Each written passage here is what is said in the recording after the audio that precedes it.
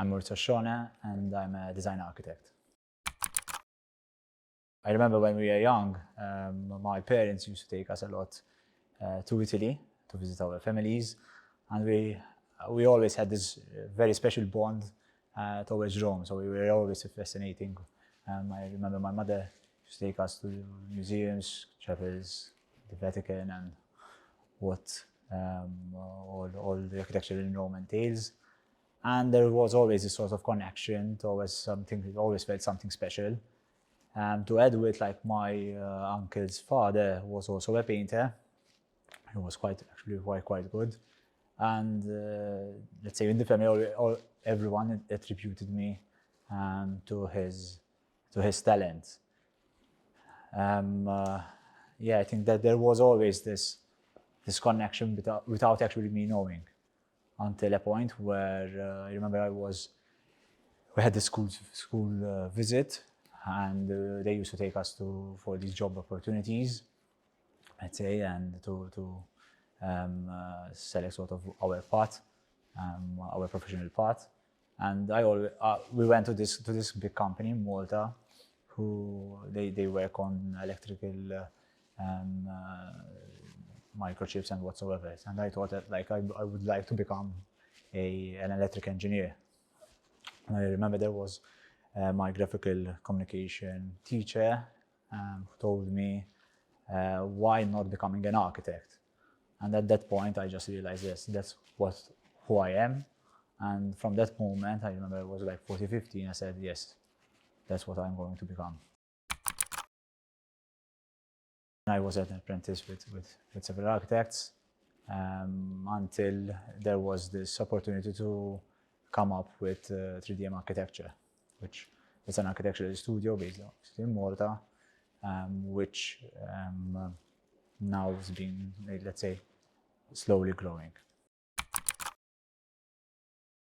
Rather than style, I think it's a big word would be maybe philosophy, but I would maybe tend to explain it that we tend to create spaces which are timeless, pure, so there is nothing else than the space itself. Timeless, that is something relevant. The more it changes, it's still relevant to its time, so there is no particular time that it says like it's the typical out of fashion.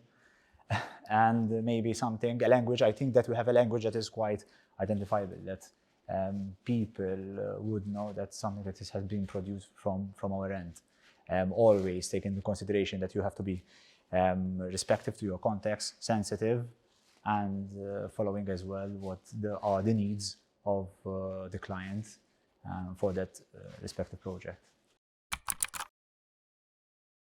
I think something that has been discussed a lot in our studio, this idea how Malta, always in our opinion, the last 40, 50 years, we lost sort of our architectural identity. So if we look back in 20 years' time, we can't say there was sort of this movement that will say that was an architecture that was attributed to that particular time. We can say post-war or pre-war, or the 18th, 19th century, or the Baroque, etc., but we can't say it at this time that we are living in, especially now. So we came up with this installation, it's called Issa, which was exhibited last year in the Venice Biennale of Architecture, specifically sort of getting this awareness to, first and foremost, the general public, and then as well within the professional environment, let's say, to start talks about what we can do to create an identity that reflects our time. So Issa is, now we have to do something about it.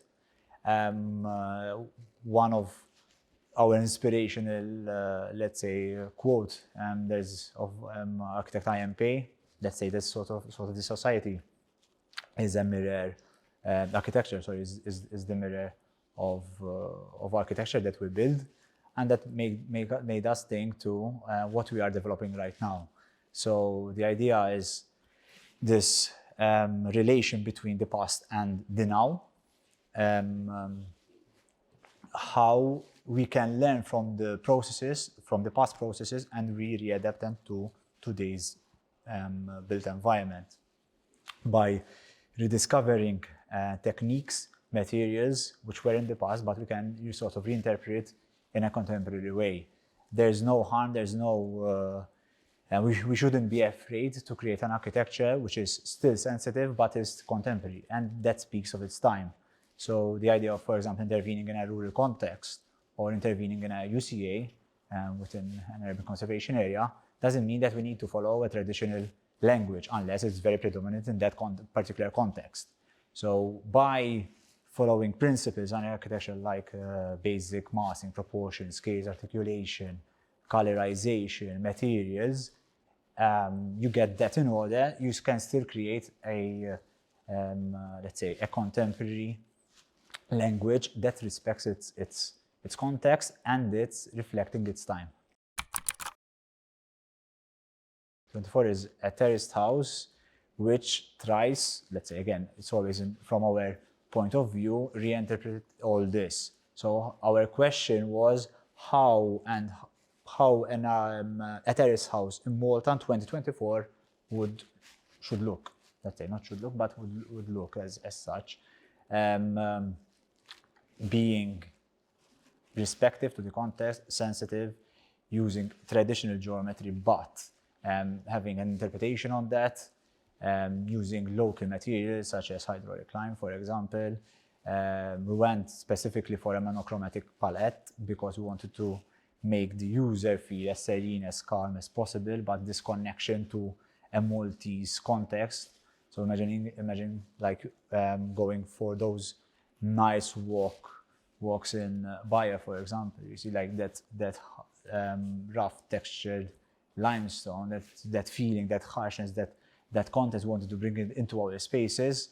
And I think it reflects all that, as in that is our interpretation. So I would like to see as well other architects coming with their own. And I think the more there is, the more the general public would be informed that not all the answers is traditional language, let's say, and we should open up more to the idea of creating an architecture that has soul and an architecture that reflects our time.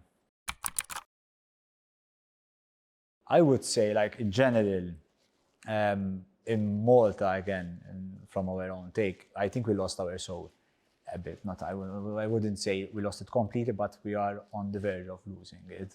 And this doesn't mean that there aren't the right persons or there isn't the right motivation.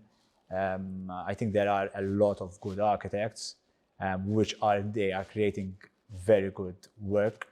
But I think we have to refine this. We have to refine the motivation for an architecture that re-questions and an architecture that it's a bit more playful in the sense that it's still, again, sensitive and contextual, but that reflects who we are. Our point is that in 30, 40 years' time, how should we be remembered? As a generation that we did an overdevelopment in Malta, or the generation that we were on the verge of not controlling the situation, and then we started sort of the process to heal. So I think we have to refine our soul in that. Unfortunately, design and architecture in Malta is subjective, and sometimes shouldn't. As in, if you get an architect, a professional design architect, to give you a concept, the general intent of a project, I think he should take the merit that you have a professional doing the job. But unfortunately, this I don't think it's taken so serious, and everything is subjective, and we would say, I like this, I like that.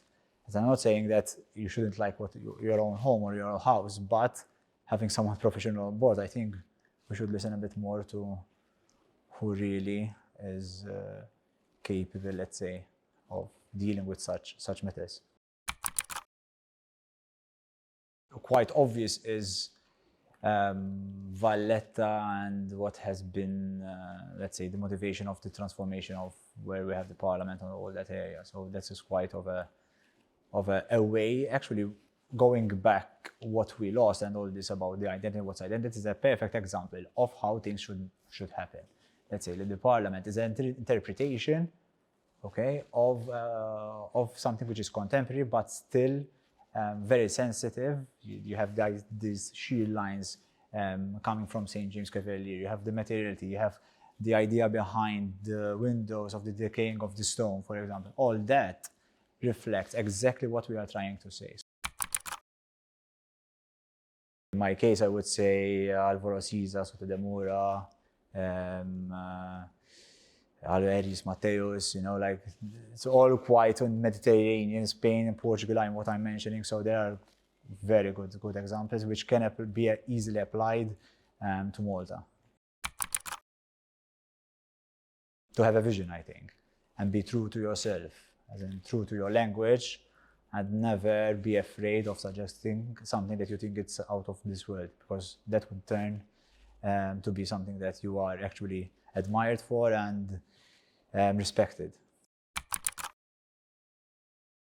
That we have contributed positively to the built environment in Malta, and maybe as well not in Malta.